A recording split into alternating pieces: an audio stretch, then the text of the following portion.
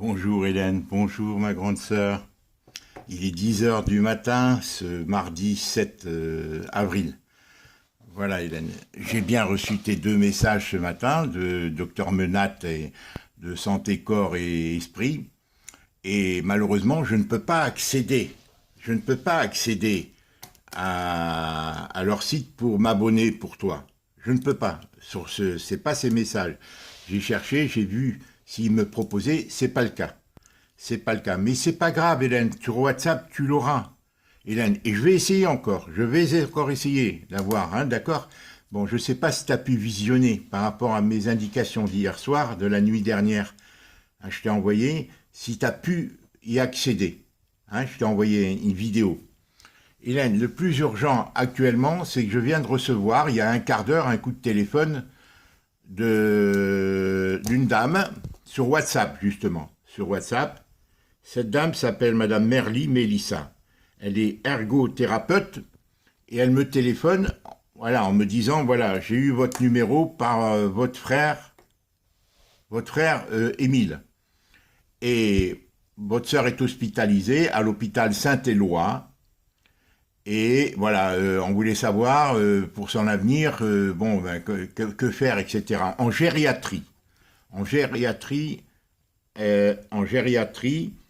au service d'addictologie. Addictologie. Voilà, alors, tout ça en disant qu'Émile lui avait dit que c'était Charles qui pouvait s'occuper d'elle. Donc j'ai bien compris, moi j'ai essayé de joindre André hier. Elle ne sonne pas, je t'avais dit, je t'ai expliqué plusieurs fois, je lui dis appelle-moi. Appelle-moi, bon, elle préfère que ce soit vous qui supervisiez son... Et la dame me l'a fait comprendre, puisqu'elle a insisté pour avoir le numéro de Charles. Charles, Émile lui a dit. Donc, moi je sais qu'André a transmis le numéro d'Émile et non pas le mien, puisque c'est Émile qui l'a donné, mon numéro. Donc, j'ai bien compris, et la dame m'a fait comprendre qu'il ne fallait pas que ce soit moi qui appelle André. Elle me l'a fait comprendre, parce que quand je me suis proposé, elle m'a dit non, c'est Charles qui a l'habitude de s'occuper. Directement, elle me l'a dit. Donc, j'interprète, j'ai bien compris. Donc, André veut que ce soit vous, Charles, Émile. Bon, voilà, tu sais pourquoi, je t'ai déjà donné les raisons, je t'ai déjà expliqué qu'André a altéré ses relations avec moi, etc. Donc, moi, je lui ai dit vaguement à cette dame que j'avais proposé à André de venir ici, car maintenant, il s'agit de placer André dans une maison de retraite, une EHPAD.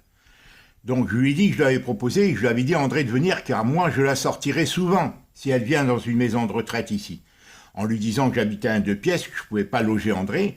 Bon, je lui ai parlé d'un vague projet lointain, selon les événements, qui permettrait, toi, peut-être de venir t'installer ici et d'acheter une maison où elle serait logée, une maison plus grande, plus adaptée, mais sans lui donner de certitude, parce que j'ai voulu quelque part rassurer André, tu vois, pour qu'elle accepte de venir en Bretagne. Parce que André, s'il vient en Bretagne, si mon état s'aggrave pas, moi, je pourrais la sortir. Alors que Charles, bien sûr, si Charles est à Montpellier, mais Charles n'est pas à Montpellier. Et la dame a insisté, elle me dit c'est Charles que je veux avoir, c'est lui qui doit s'en occuper. Elle a insisté.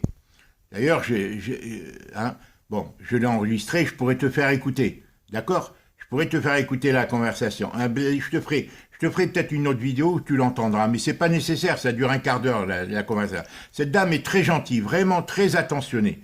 Elle me dit, elle m'a donné son numéro sur WhatsApp. On peut l'appeler tous les jours, sauf le jeudi, entre 8h30 et 20h. Entre 8h30 et 20h.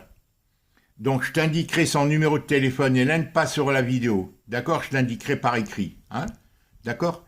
André, donc, est hospitalisé depuis 1 mois, d'après la dame. Voilà. C'est les pompiers qui sont venus la chercher. C'est les pompiers. Est-ce qu'ils ont défoncé la porte ou autre? Bon, j'en sais rien. Hein? Voilà. Donc, voilà, je vais t'envoyer tout de suite cette vidéo. Tu m'accuses réception et je te donne les numéros. Voilà, moi, j'ai laissé entendre que tu rentrerais peut-être dans un projet futur pour qu'André accepte le principe, mais sans lui dire, si tu veux, qu'il accepte le principe de venir en Bretagne, car moi, je pourrais la sortir si elle accepte. Mais si ni toi, ni Charles n'êtes à Montpellier, elle va être dans une maison de retraite enfermée, confinée. Personne ne la sortira. Tu vois, ensuite, bon, on n'en sait pas quelle quelles sont les conditions, parce qu'avec les conditions financières, voilà ce que je voulais dire. André a insisté, et Émile a insisté pour que ça soit Charles qui s'en occupe. Voilà, Émile sait certainement qu'André lui a dit que, bon, elle voulait que ça soit, que ça soit vous qui vous en occupiez, c'est-à-dire Émile, Charles et toi, plus ou moins, mais pas moi, puisqu'elle me contacte pas, elle me téléphone pas, et que là, la dame me l'a fait comprendre, c'est pas vous qui devez joindre, c'est votre frère Charles. Mais elle pense que Charles est à Paris. Alors elle voulait avoir le numéro de téléphone de Charles, à Montpellier. Elle voulait avoir, mais je lui dis, je l'ai quelque part, mais je ne sais pas où il est. Je suis en correspondance avec ma sœur Hélène régulièrement, mais pas avec mon frère Charles. Voilà ce que je lui dis. Je t'embrasse Hélène, je t'envoie, il ne faut pas qu'il soit long, je t'envoie tout de suite. Tu m'accuses réception, je te mets les indications. Encore une fois, André est hospitalisé, je te donne le numéro de téléphone par écrit, par le courriel à laquelle je vais joindre cette vidéo. Je t'embrasse Hélène, bon, et ne t'inquiète pas pour le santé, voilà, et tout ça. Au revoir. Il est 10h, ce mardi 7 avril.